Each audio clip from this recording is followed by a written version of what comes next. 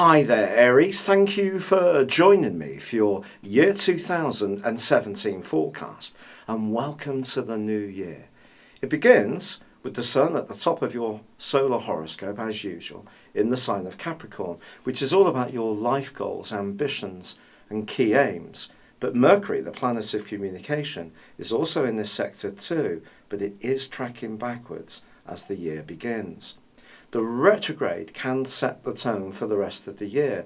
We're talking about the solar return on the very first day of January. So communication is going to be an important ingredient to your success all through this year. Now there is also the role of your ruler Mars, which is located cocooned away in a very psychological part of your situation, and it's going to be there right through to the 25th of January. Then it bursts into your sign, which is going to really reinvigorate you. But it starts this year alongside your nemesis, if you like, which is Neptune, which is in the part of your horoscope that's very much to do with dreams and secrets and the imagination, where it's been for some years now. And of course, last year caused a lot of mischief in its right angle with Saturn from mid-May through till pretty well the end of September.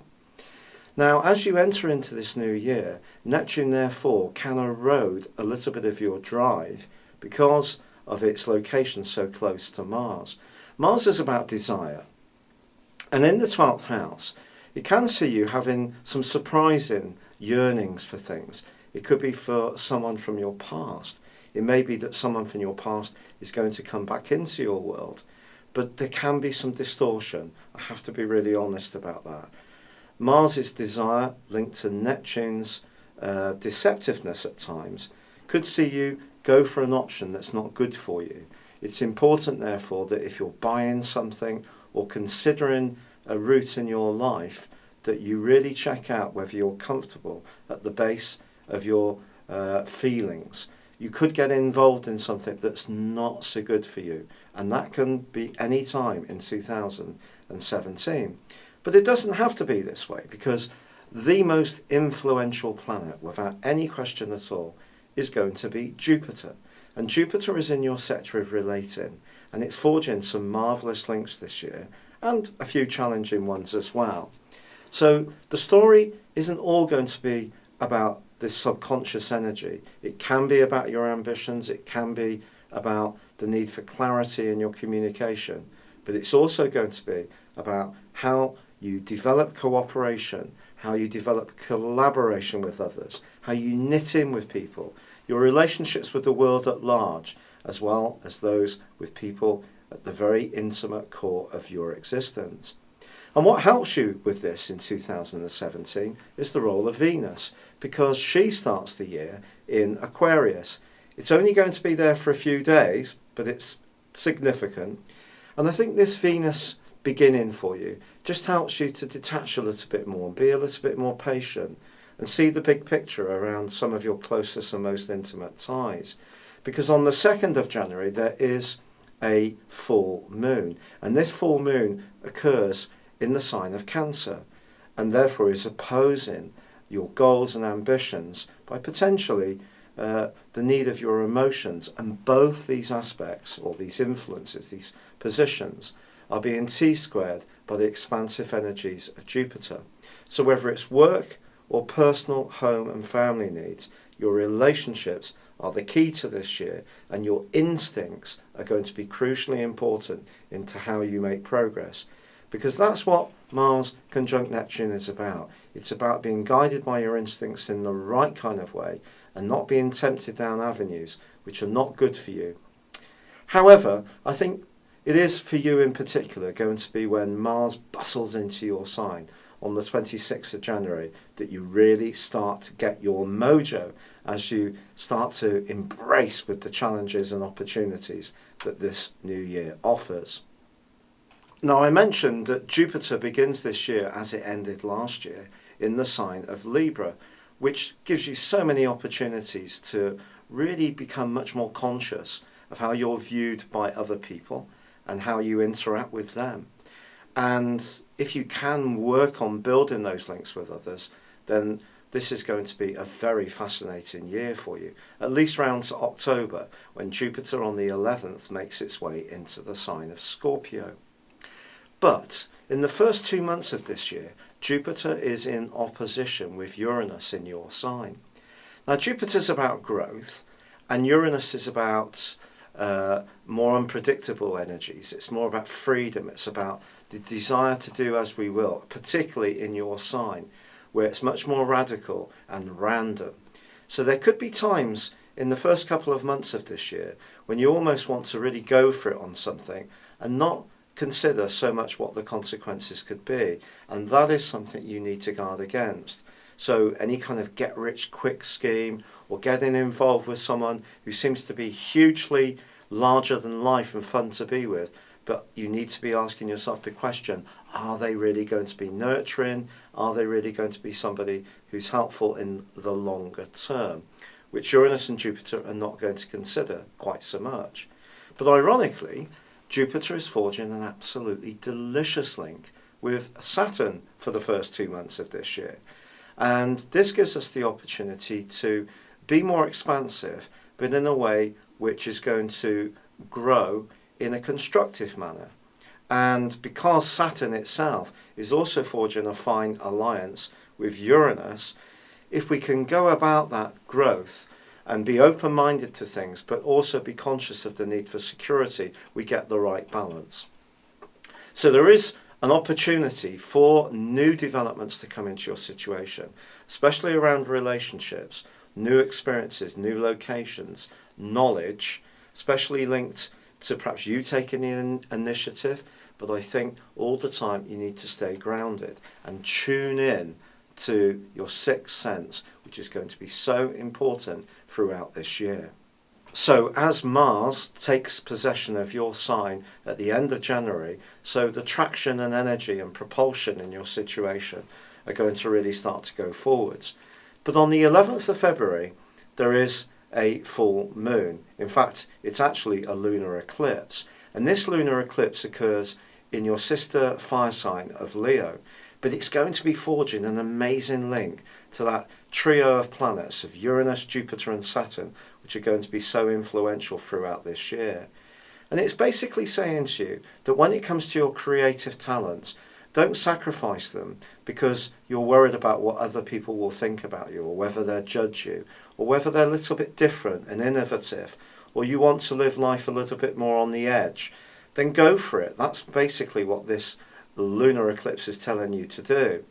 But by the time of the solar eclipse, which occurs back into your 12th house on the 26th of February, then we're bringing back into play the two eclipses which occurred in September of last year. If you tuned in then, you'll know that there was a solar eclipse on the 1st, which was in opposition to Neptune. And then in mid-month, there was a lunar eclipse which was angling up to your ruling planet of Mars. And that basically was giving you some choices about where you went in your next moves. Did you stick with what you had, or were you going to be much more demanding in terms of your own needs and not getting caught up so much in pleasing other people too much? And there's really an echo of this on this solar eclipse as February comes to a close. Yes, it's very important to be compassionate and to be caring to other people, but we have to balance that against the things we need to do for ourselves. And you're being given a lot of encouragement at the start of this year to really embrace the things that give you a sense of really being alive, even if you are staying very closely attuned to the undercurrents in situations, which I think is very important. And the key denominator to all of this is the planet of Neptune. And because at the turn of the year, Neptune was alongside your ruler, once more it flags up the importance of listening to your intuition. Now, although you have a reputation of being cardinal, a fire sign, so when you get stuck in, takes a lead, can be a bit impulsive, you often do so on the back of your hunches. And basically this year is saying just trust your hunches even more, but you also have to be clear that you're not getting into situations that are not good for you, that will drain you of your vitality. So again, with Neptune there, is there something in the background of your situation which is not feeding you in a positive way? That's the big question as you come to the end of month 2. However, from the 6th of April through to the 24th of August, Saturn is tracking backwards in its annual retrograde. Don't worry, this happens every year. And it's actually retracing its steps, but that doesn't necessarily mean you can't gain from it. It's just asking you again to make sure that those facts are really clear, that you've done your research. You're not taking anything for granted around agreements and contracts or any place where you need to get clarity about how other people feel. And also the question of judgment is going to be important too, your judgment, and also the people you encounter. Making the right decisions is going to be informed by thinking things through carefully, and in some ways just slowing yourself down a little bit. Even if that's a bit counterintuitive, try to take it in your stride, Aries. However, from the 6th of April through to the 24th of August, Saturn is tracking backwards in its annual retrograde. Don't worry, this happens every year. And it's actually retracing its steps, but that doesn't necessarily mean you can't gain from it. It's just asking you again to make sure that those facts are really clear, that you've done your research. You're not taking anything for granted around agreements and contracts or any place where you need to get clarity about how other people feel. And also the question of judgment is going to be important too, your judgment, and also the people you encounter. Making the right decisions is going to be informed by thinking things through carefully, and in some ways just slowing yourself down a little bit. Even if that's a bit counterintuitive, try to take it in your stride, Aries. And when it comes for really going for it, there's a glorious link between the 7th and the 17th of May, between Mars, your ruler, and Jupiter, the planet of growth, in your sector of relating. And I think your mind's going to be working quickly, you're going to be active, quite physical during this period of time, but there could be a huge slice of luck around some kind of relationship or partnership across those days. So that's the 7th to the 17th of May. Now from mid-July to mid-August, Jupiter takes on a little less of a positive vibe because it squares up with Pluto. Oh yes, Pluto, that planet which has been so important for us all over the last 7 years, it continues for you in your sector of ambitions. In this right angle over these 4 or 5 weeks, you're just being cautioned not to try too hard.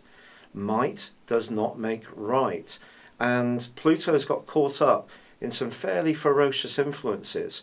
Of course, with its right angle with Uranus in your sign for the previous 3 years until last March, and there were times last year when it also really hotted up, especially in the middle of October as it combines with your ruler. In this angle, it's just saying to you that if there is something you really want, a prize you really want, don't forget your partnerships and your relationships. If you're hunting down that prize, it's important to stay ethical in your approach. Now you'll recall that Venus, the planet of love, was in the sign of Aquarius at the start of this year. And there's another echo of Aquarian energy on the 7th of August when a lunar eclipse in the sign of Aquarius forges itself an amazing link to Jupiter. If you can see the big picture, you could forge an amazing alliance with someone in a group or with a group of people, or perhaps a relationship can start to take on more form in terms of your longer term future. But it's about having the passion to go for it. And the solar eclipse in Leo, which occurs on the 21st, is going to give you even more encouragement because it links brilliantly with Uranus in your sign. And I think you're going to be gaining more confidence at this point. That rather, in some ways, disabling link between your ruler Mars and Neptune at the start of the year is going to be less prominent, and it's more about you living on your instincts. And I think this solar eclipse, because it links with the lunar eclipse, this 5th, 11th energy is going to provide a backdrop for the rest of the year. It's true that everybody may want a piece of you and your popularity can be rising, and it may be difficult at times to either pacify a partner or pacify your friends. but certainly being in demand is a nice place to be. However, wonderfully, Jupiter clicks back into a great link with Saturn in August and September. Once more, it's about sustainable growth. We can have links, we can have ideas to other people, but it's going to be the ones that are most well thought through, the ones where we've done our research, Saturn in Sagittarius, where we're acting in the right kind of way. And those kind of really worthy links with others will just become more embedded across those 2 months. Now later in September and through half of October, there's also a fine link to Uranus. Uranus is coming back into play.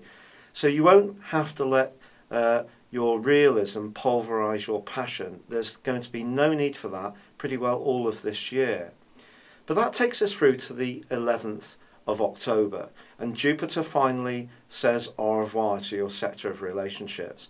I'm sure you would agree that since the 11th of September, I beg your pardon, the year before, it's been a fairly breathless journey. It's not going to come back into this area for approximately 12 years, but it moves on the 11th of October into the deeply passionate sign of Scorpio. This is about the things that connect you to others in a very, very profound way. It can be around financial incentives, property, insurances, investments, or it can be more around an emotional or even sexual link with someone. But from then, the 11th of August for the end of the year, I think you're really going to test the value of all the discussions and the connections that have been made earlier in the year. Now, I mentioned before that Saturn was going to relocate, and it will do so on the 20th of December. But before then, Mercury is tracking backwards in the sign of Sagittarius, and you've got it. Mercury connects with Saturn in the first couple of weeks of December. And I feel if there is any outstanding issue where there hasn't been an outcome that you see as being fair and just, it really could be a make or break moment. Because once Saturn moves to the top of your horoscope on the 20th, here you're looking to get the new stage of development. You're looking to really put the roof on your house. And if you're having squabbles with the builders in the earlier part of December, it's going to be something that concerns you greatly. So I feel that there could be some loose ends that you're tying up then that are going to be vitally important. And again, it comes down to a sense of ethics. And that's really been a backdrop for much of the year. You're being asked to act in a very straight dealing way with others, but distortion can come to you through Mars's combination with Neptune at the start of the year and Mercury's retrograde. So we start the year with a retrograde, and although we don't absolutely end 2017 with one, it is there for much of December. And it's just saying to you once more, the need to get facts really clear, the need to be acting in a way which you feel comfortable with and you feel that other people would feel comfortable with too. If you're fortunate and you overcome those final little hurdles, I think as Saturn moves to the top of your horoscope, for sure you might be thinking in the last few days of 2017 about your job, about where you live, who you live with, and more worldly aspirations. But I feel all the knowledge that you've accumulated over the last couple of years with Saturn's journey and the help that Jupiter and Uranus have given you for much of 2017 is going to see you come into the end of this year much more informed about who you are and how others are and how you interact with one another. It's been a real pleasure being with you. Good luck. Thank you for joining me, and goodbye.